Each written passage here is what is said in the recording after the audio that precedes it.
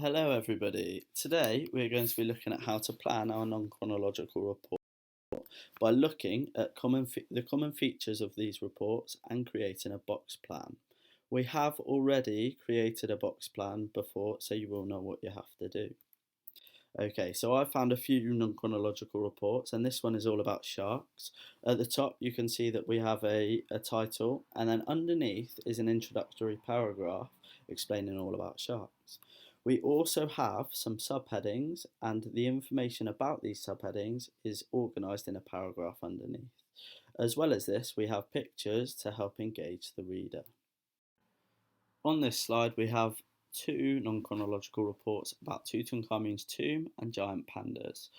Tutankhamun's tomb report doesn't actually have an introductory paragraph, but it still follows the same organisational features as the shark and giant pandas with subheadings, and the information underneath is in paragraphs.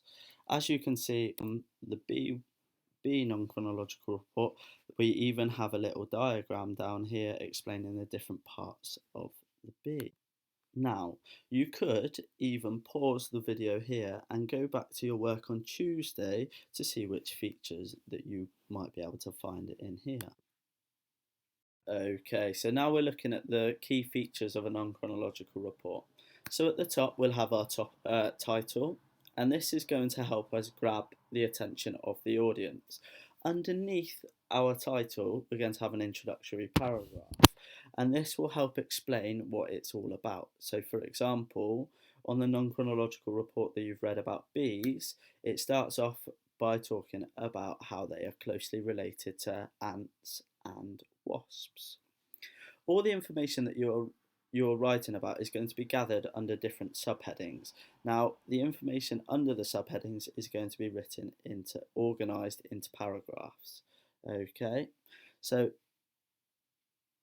our non-chronological report is going to be written in the present tense because bees are still around and they are just coming into the season where they are alive, so in the spring and summer. However, some non-chronological reports can be written in the past tense if they've already happened. We would write our report in the first person, so that would be using pronouns such as he, she, it, or they. Okay, so once we're happy with that, and we're going to use the box plan to help us in planning our own non-chronological report. So the purpose is to write a non-chronological report to inform the reader about bees. And I am going to be your reader, me, Mr. Johansson, so you are going to be sending me your reports.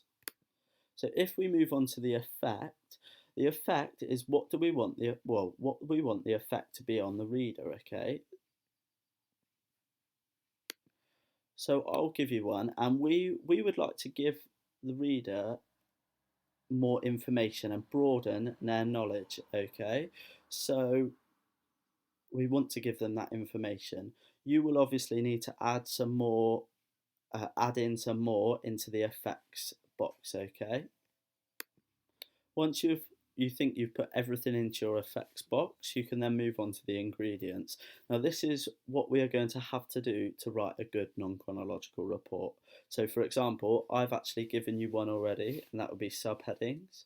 Okay, so you will need to look at the features. You will need to look at the features of what you might need to include into your writing. And last of all, we have the vocabulary section.